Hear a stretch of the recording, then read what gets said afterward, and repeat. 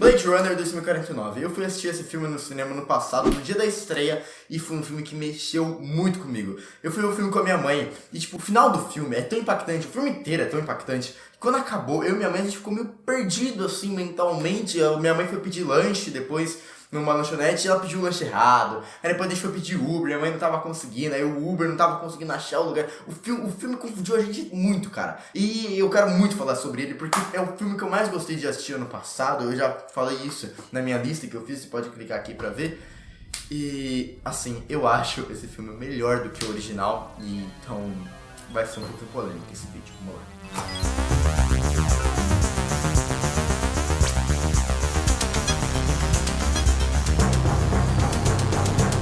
Antes de falar do novo Blade Runner, eu tenho que falar do antigo. O filme antigo, ele é muito interessante em muitos aspectos, principalmente aspectos técnicos. Os efeitos especiais são muito inovadores pra época e são muito reais, é tudo muito bem feito nesse filme. O visual é magnífico, o filme praticamente inventou o gênero cyberpunk. Todos os outros filmes e animações e tudo que veio pela frente que é baseado no gênero cyberpunk, meio que copiou e se inspirou em Blade Runner. A direção de fotografia também é muito interessante, com as luzes entrando pela janela, assim, num estilo super noir. O filme é meio com neo-noir. O filme, quando foi lançado, foi um puta fracasso de bilheteria e de crítica. Ninguém entendeu direito aquele filme, eu acho meio ruim, muito redundante por causa da narração que ficava explicando tudo. E isso se deve ao fato de que o filme lançado não era o filme do Ridley Scott, o diretor. Meio que os produtores pegaram o filme, mudaram tudo, e só anos mais tarde que o Ridley Scott conseguiu fazer o filme dele, lançou a versão do diretor, que é considerada por muitos um dos melhores filmes de todos os tempos. E tecnicamente falando, o filme realmente tá entre os melhores. Só que eu acho que o roteiro dele peca muito,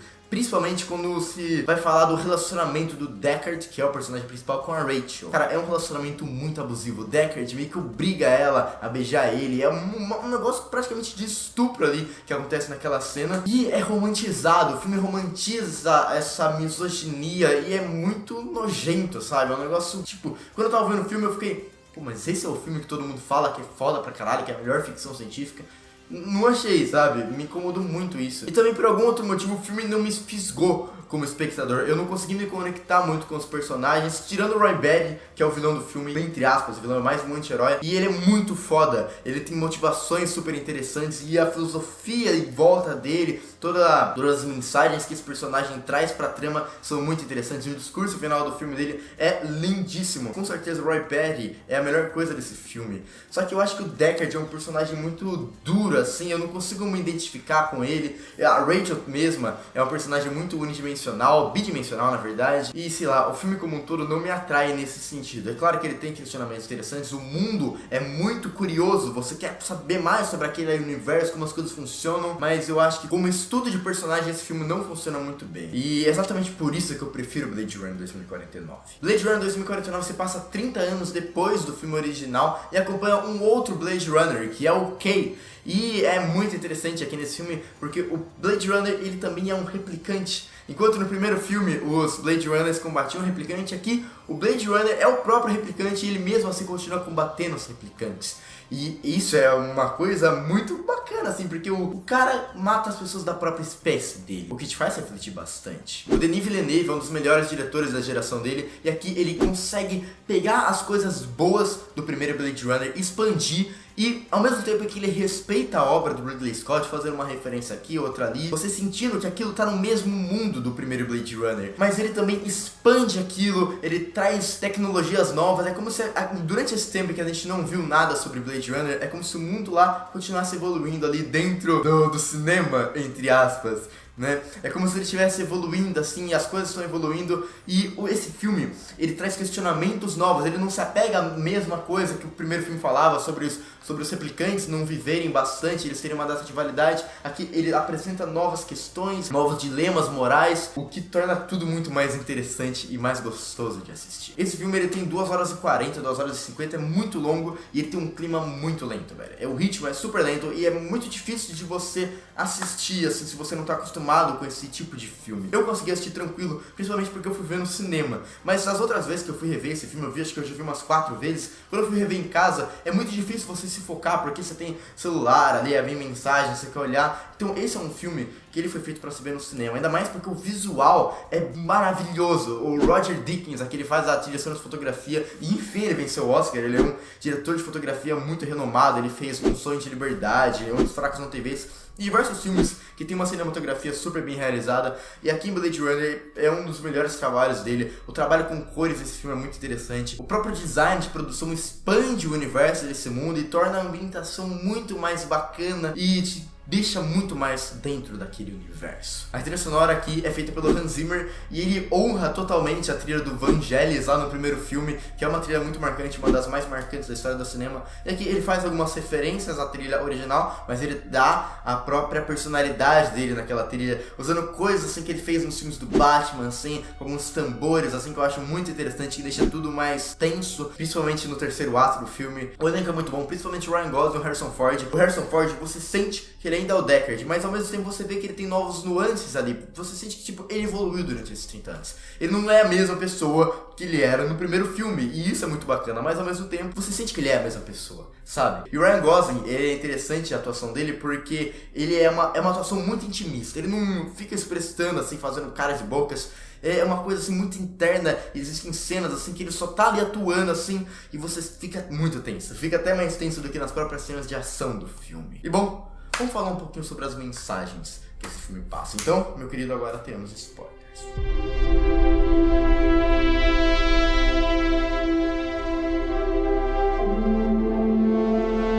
Logo numa das primeiras cenas do filme, quando o Kay vai entrar no apartamento dele e ele começa a conversar com a namorada dele, pá, e de repente você descobre que a namorada dele é uma inteligência artificial, ela não é de verdade. E cara, isso é um baque logo de imediato, e é muito interessante porque o filme não fica te explicando essas coisas, mas ao mesmo tempo ele te explica. Tipo, o filme não é igual Interstellar, por exemplo, que fica te explicando tudo. O filme vai, mastiga tudo pra você, ó, é isso aqui que ele está contando, e aí você vem pra cá e pá. E aqui não, aqui ele só vai dando os detalhes, ó, tem isso aqui. Tem isso aqui, tem isso aqui. Aí de repente ele junta essas três coisas e você fica, nossa, então era isso, pá. Então é um filme que ele exige muito mais do espectador. Você precisa pensar mais para conseguir entender mais sobre essa história. É muito interessante como o livro também faz referências a outras obras, como por exemplo tem uma cena em que a Joy, ela pega um livro que é Fogo Pálido, do Vladimir alguma coisa, um cara russo aí. E esse livro, ele tem tudo a ver com a obra de Blade Runner. Nada é por acaso nesse filme, o que é muito interessante. Esse livro, ele conta a história de um cara que ele tá tentando decifrar um poema lá, que ninguém consegue entender, e ele começa a pensar que o poema é sobre ele. E tipo, ele tenta adaptar assim, meio que forçar as coisas para que aquele poema seja sobre ele. E é a mesma coisa que acontece com o Kay nesse filme, porque ele passa o filme inteiro pensando que ele é o filho do Deckard com a Rachel. Ele começa a pensar, nossa, eu sou o expoente que vai juntar as nações e vai fazer com que os replicantes consigam ter direitos. E depois ele percebe que na verdade não é ele. E é uma referência muito interessante e é muito sutil que tá ali no filme. Na verdade o filme inteiro é muito sutil. É a cena em que eles estão na chuva se beijando, a Joy e o Kay, é muito interessante porque quando eles estão ali, logo assim a Joy solta uma frase, que é uma frase meio que de pronto, assim, o Kay na hora ele percebe que ela foi programada para dizer aquilo e no fundo ele sabe que ela não é de verdade. Ela faz tudo o que ele quer. Na verdade, o próprio slogan dessa Joy é tudo que você quer que ela seja, tudo que você quer que ela faça, ela vai fazer. E, cara, é muito interessante isso, porque quando ela morre, eu não senti nada. E, cara, eu senti tipo um vazio, assim, ela fala, eu te amo, eu muito te amo, assim, com tanto vazio. A Ana de Armas é uma atriz fantástica, ela atua muito bem nesse filme, porque ela consegue demonstrar muito esse vazio. Porque ao mesmo tempo que ela mostra muitas emoções, no fundo daquelas emoções eu sinto vazio. A cena de sexo do filme, em que ela entra meio que naquela prostituta, é uma cena tão bonita visualmente, mas ela é tão triste, ela é tão vazia. Você sente esse vazio nesse relacionamento. E é uma coisa muito interessante que esse filme faz, porque o Kay é como se fosse um escravo dos seres humanos, e a Joy é a escrava do escravo. E é uma coisa assim muito mais triste, que desse filme muito mais mórbido. A cena em que o Kay encontra aquele holograma da Joy na cidade, cara, é um baque, porque você vê ele percebendo que aquilo tudo era uma mentira. E na verdade, apesar dessas tristezas, o filme ele é muito mais esperançoso que o original. O original ele termina numa vibe assim, de correria assim. E o filme termina num tom triste, aqui ele termina num tom esperançoso. Na verdade, o filme como um todo é muito mais esperançoso quando vai mostrando cenas na chuva, cena na neve, que já era algo muito presente no Blade Runner original, essa questão da chuva, e aqui volta e são cenas assim que passam uma sensação muito de liberdade. Tem uma cena super contemplativa que acontece quando o Kay e a Joy tá indo pra aquele lixão lá em San Diego e uma música assim fica alta pra caralho, começa a descer as cachoeiras e eu sinto uma liberdade tão foda quando eu vi essa cena. Quando eu vi pela primeira vez eu me arrepiei por inteiro. E ela é uma cena que ela não tem um diálogo, ela não tem um ponto foda assim da trama, um ponto de virada, um plot twist, não. É uma cena ali pequena assim, mostrando assim a cachoeira caindo com aquela música e aquilo te ambienta tanto naquele mundo e te dá uma sensação de liberdade muito fantástica. É muito interessante como é construído aqui o relacionamento do Kay com o Deckard, porque eles meio que são opostos assim. O Deckard, ele escuta Elvis Presley, que ele era um cara assim revolucionário para a época, ele tava mudando o rock, trazendo coisas novas pro gênero.